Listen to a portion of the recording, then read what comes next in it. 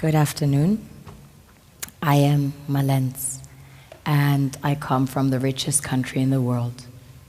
It is located in the richest continent in the world, in the west of the richest continent. My country is called Sierra Leone. On the surface, we are blessed with infinite beauty and abundance of flora and fauna, producing the most exquisite harvest of coffee, cocoa, fruits, vegetables, and caoutchouc. You name it, we've got it. We also have diverse wildlife and vast marine resources, and waterfalls and rivers that run into the most beautiful beaches. The land is golden, literally, a true paradise. Which, of course, is inhabited by the most beautiful souls.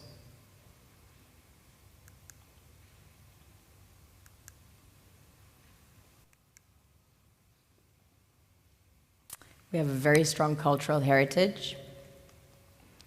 In fact, Sierra Leone had the first sub-Saharan university. Prior to that, there was one in the kingdom of Timbuktu, which was the first university in the world, succeeding the great Gnostic schools of Egypt and Osiris. On a deeper level, we are blessed with the real treasures the kings and queens of this world desire.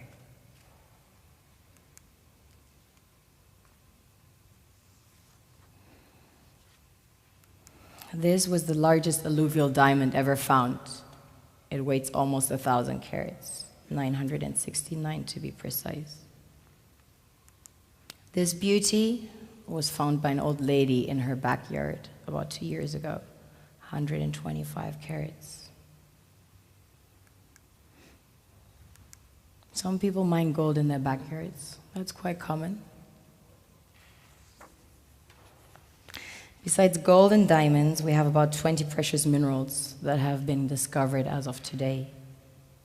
We recently started extracting huge petroleum reserves that have been discovered. We have platinum, ilmenite to make titanium, rutile to coat jets, iron ore, the largest iron ore deposits in Africa, the third largest in the world. Tantalite, also known as coltan, used in your mobile phones and computers. Bauxite for aluminum production. Zinc, chrome ore, copper, coal, phosphates, potassium, salt, lead, granite, asbestos, nickel, zircon. Furthermore, we have exquisite timber like mahogany, antique.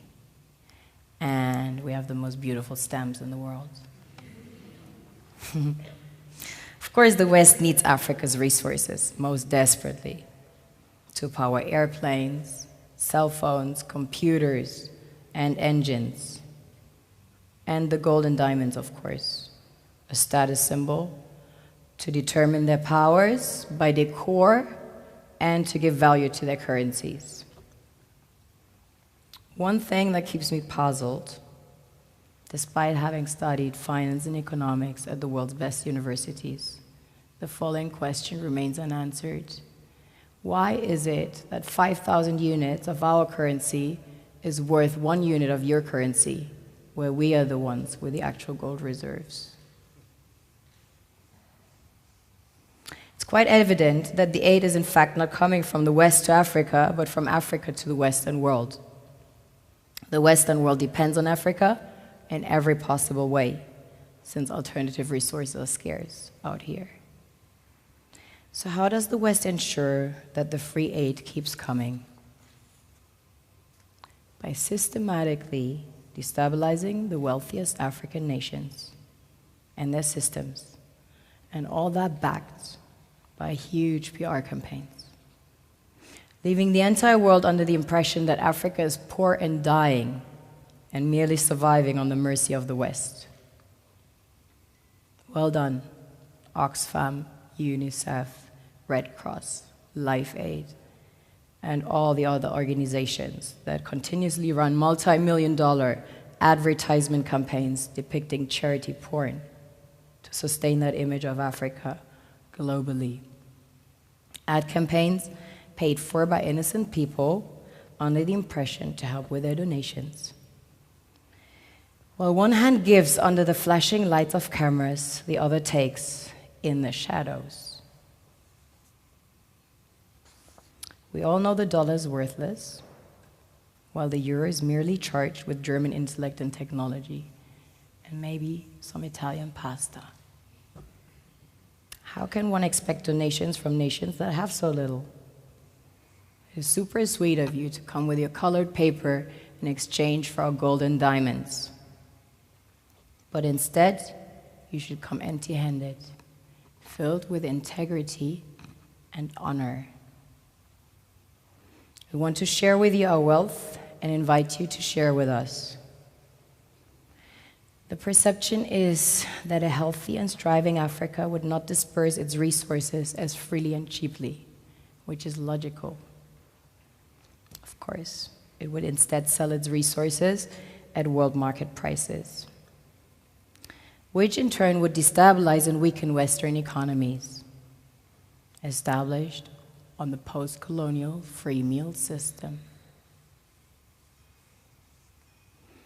Last year, the IMF reports that 6 out of 10 of the world's fastest growing economies are in Africa, measured by their GDP growth. The French Treasury, for example, is receiving about $500 billion year in, year out, in foreign exchange reserves from African countries based on colonial debt they forced them to pay. Former French President Jacques Chirac stated in an interview recently that we have to be honest and acknowledge that a big part of the money in our banks comes precisely from the exploitation of the African continent. In 2008, he stated that without Africa, France will slide down in the rank of a third world power. This is what happens in the human world, the world we have created.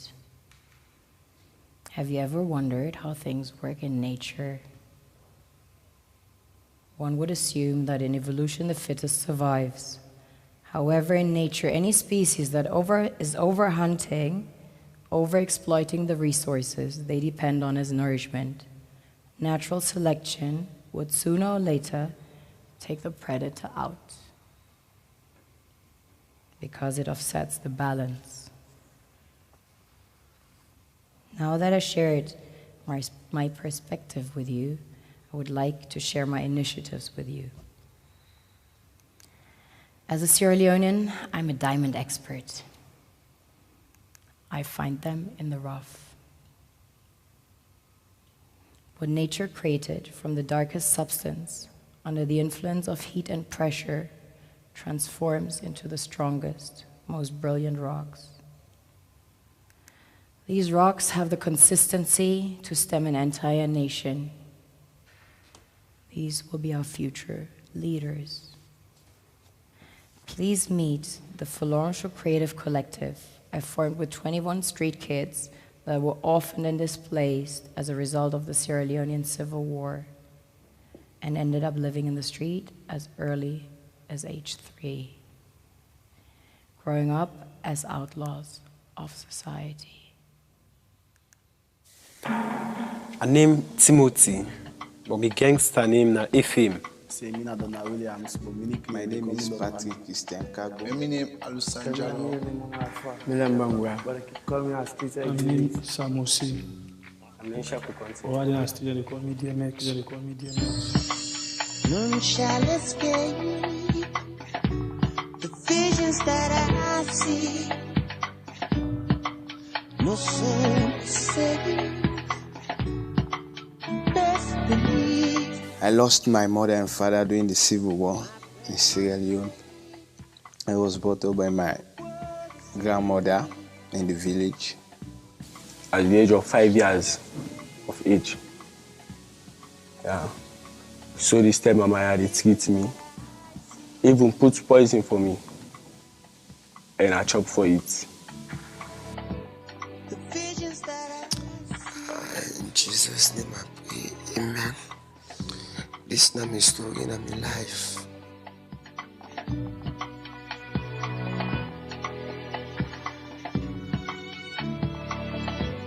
I would not the man who formed la base.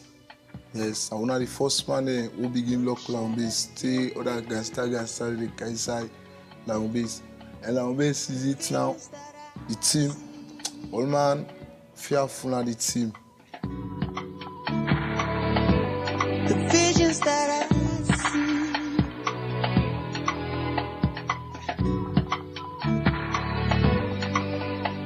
see. You get the hard way, you get the soft way. The soft way na for good thief. The hard way na for good tooth. Not of course, the tooth for people or it will dirty for people. If you're not strong na the streets, you go die before time. Or either you come out bad before time. 2001 when I come on the streets, I did do them bad, I thief, I job phone, I do all them bad life. Till 2010, I can shoot my lens.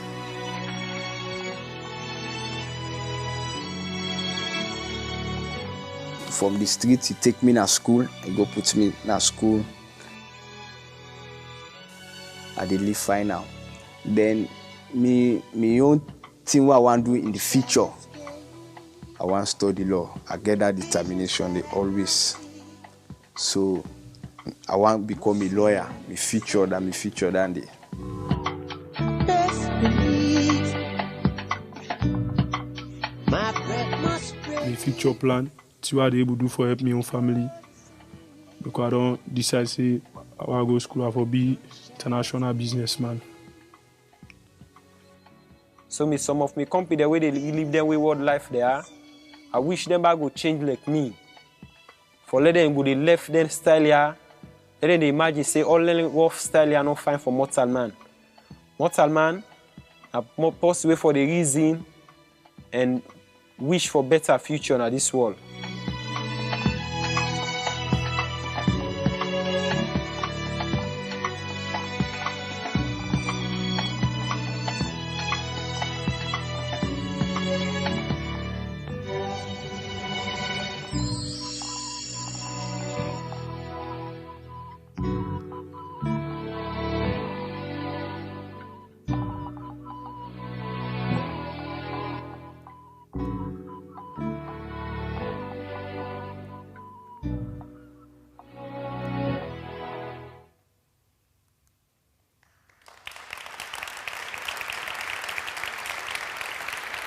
These guys are my biggest inspiration.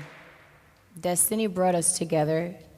I met them by a chance encounter in 2010. 2011, they all started living with me, 21 in number. Wonderful things happen when creatives meet with mutual respect. How did we go about it? Creativity. That same creativity that ensured their survival under the most adverse circumstances in the streets is channeled into outlets such as art, music, film, and fashion. They made the impossible possible, from line base in Sierra Leone to luxury fashion stores in Paris, New York, and Berlin. This is what we created single-handedly, without a single cent in donations, without running water, without electricity. Most of them not being able to read and write at the time when I met them. And now, some of them studying law, engineering, being filmmakers, and so on. This is made with pure energy, inspiration, and love in Freetown. With creativity and passion as the sole ingredient, we participate in a global market of international competition and find our way into the world's most exclusive department stores, onto the bodies of the world's fashion icons, and into the most distinguished art collections and exhibitions in Berlin, Paris, New York, Miami.